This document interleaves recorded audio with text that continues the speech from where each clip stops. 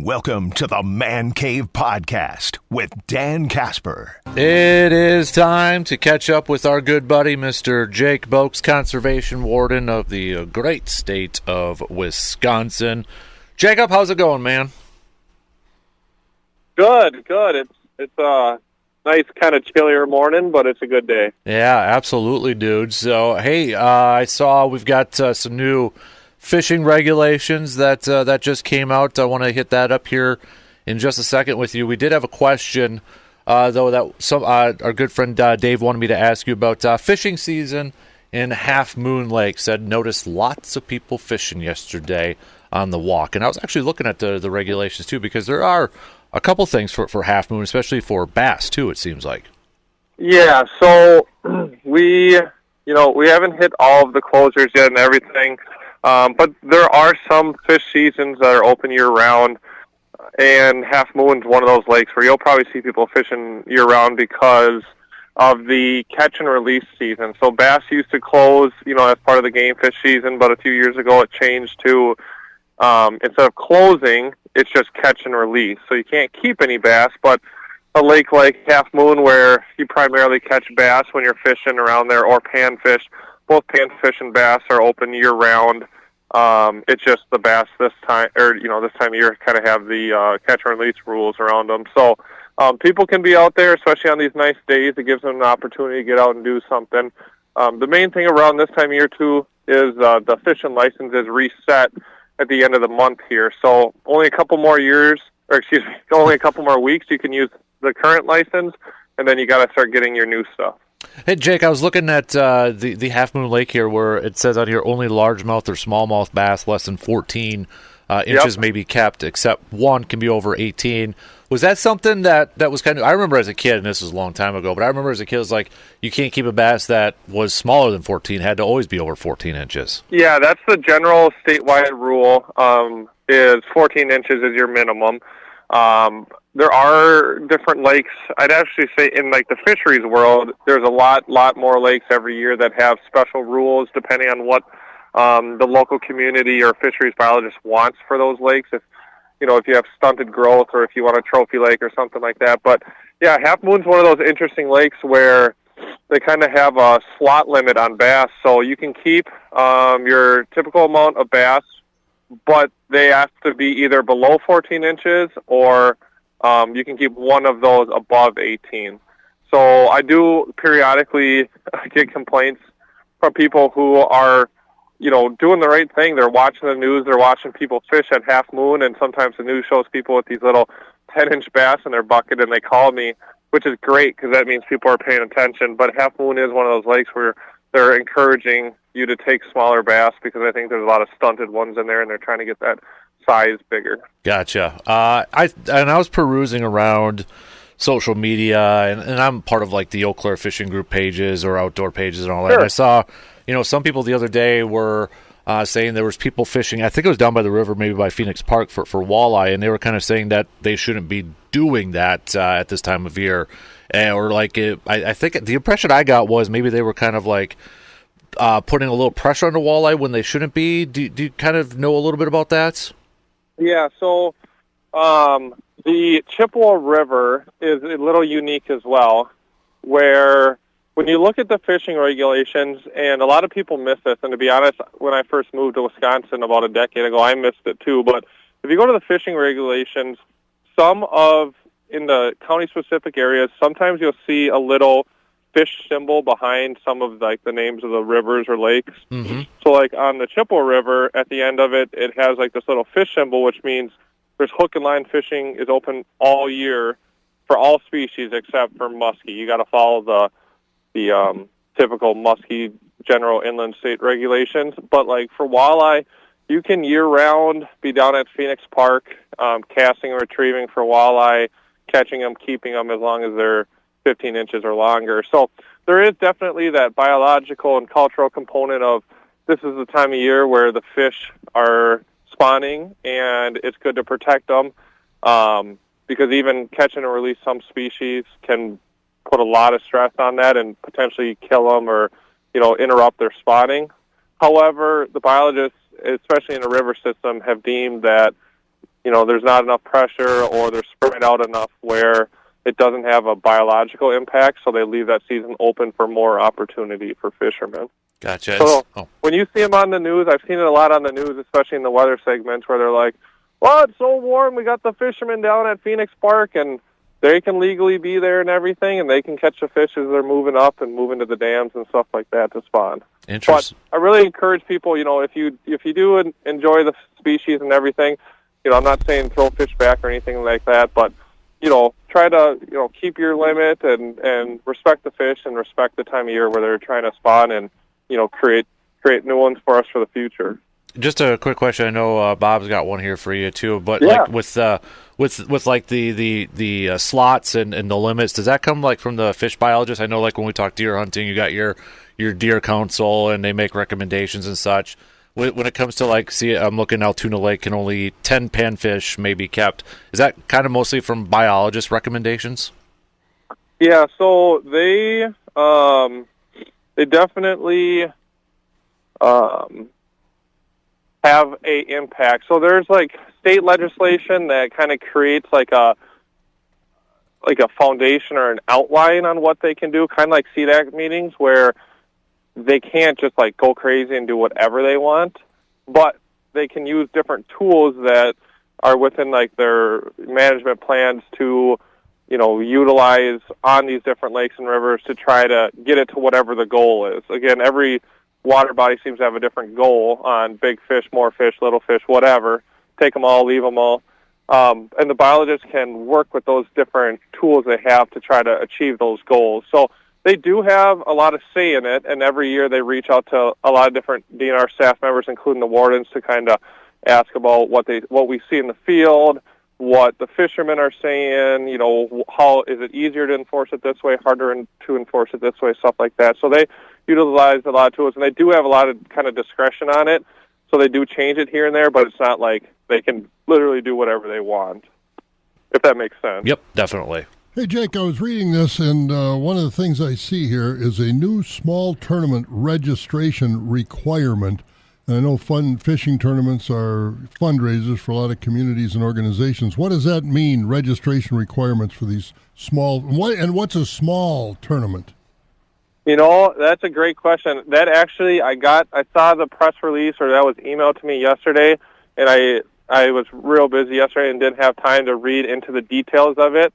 But from my just general understanding of it is that there's a lot of tournaments that people have or people throw that already technically probably or needed to be registered, but they weren't registering them, and then that would create kind of a conflict of having multiple tournaments on the same lake and affecting the fishery.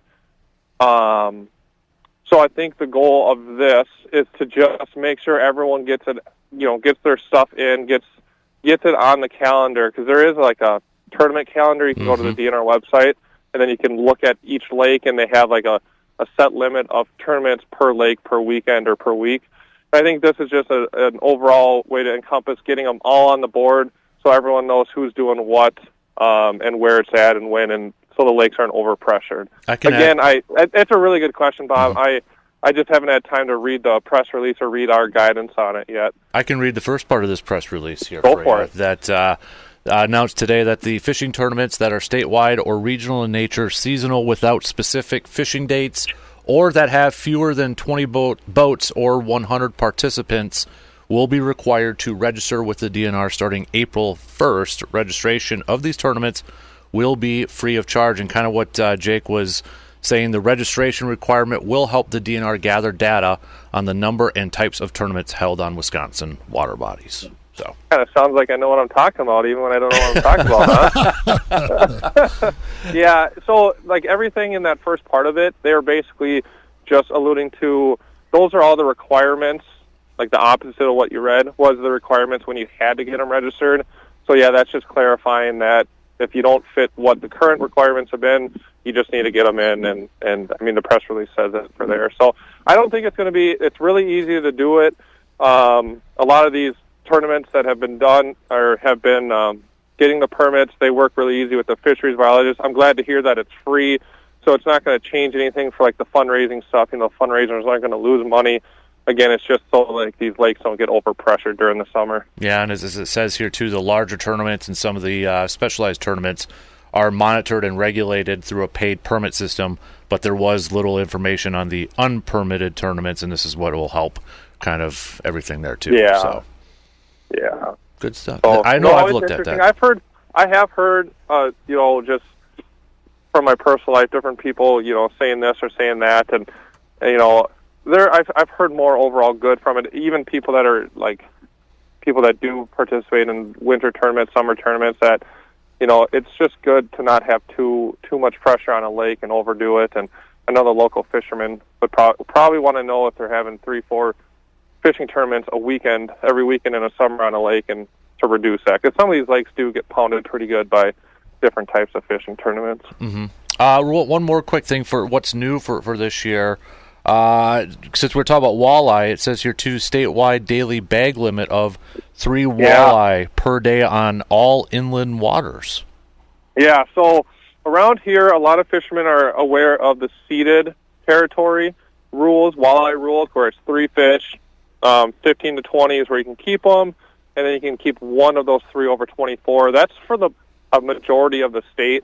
But with I think to simplify it and to protect the walleye populations, they just took that general 5 fish rule and knocked it down to 3. Everyone, you can look at it however. A lot of us like to harvest a lot of fish and whatnot, but 3 walleye is a sufficient amount to make a good meal at home. And if you're fishing with a buddy or your family, you're taking 3, 6, 9, 12 walleyes home from a water body. It's a lot of fish still. So, I haven't heard too many negative things on it. I think protecting our fish and our overall statewide limits have probably been a good thing that they've kind of changed to lately. Mm-hmm.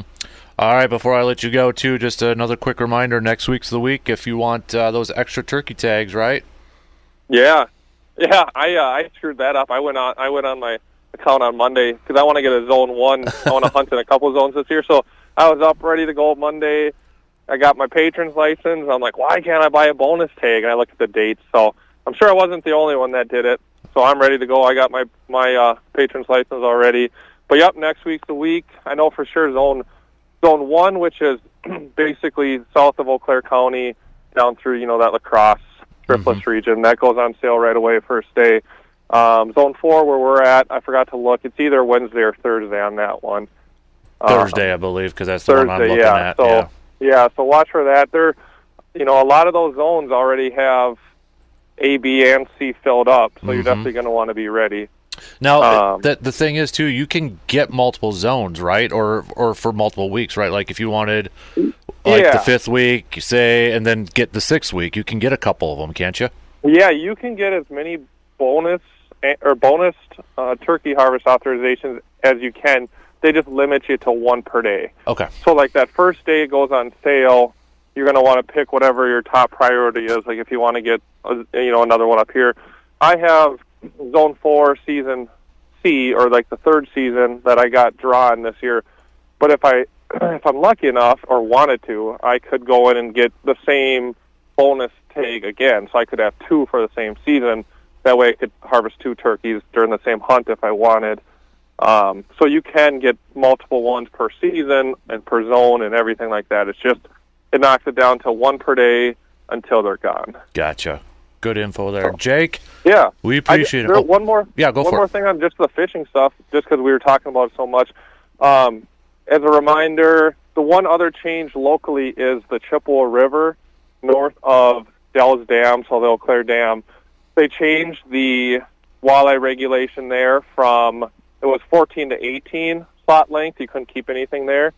So they changed the regulation now, and this starts April 1st, where you can only keep walleye on the Chippewa River north of Eau Claire.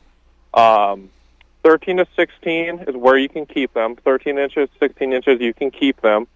Any fish between 16 inches and 24 you cannot keep, and you can keep one of your 3 over 24. So it's very similar to the ceded territory rules, except for the length limits are a little bit different. It's 13 to 16, you can keep them, 1 over 24. Gotcha. And the math, I talked to the biologist about that, and he said the math on that, should produce like a 30% or more like growth impact on the walleye over the next few years, based off the numbers and what the historical slot length has been. So they're trying to up the size on the fish in the Chippewa River or the walleyes.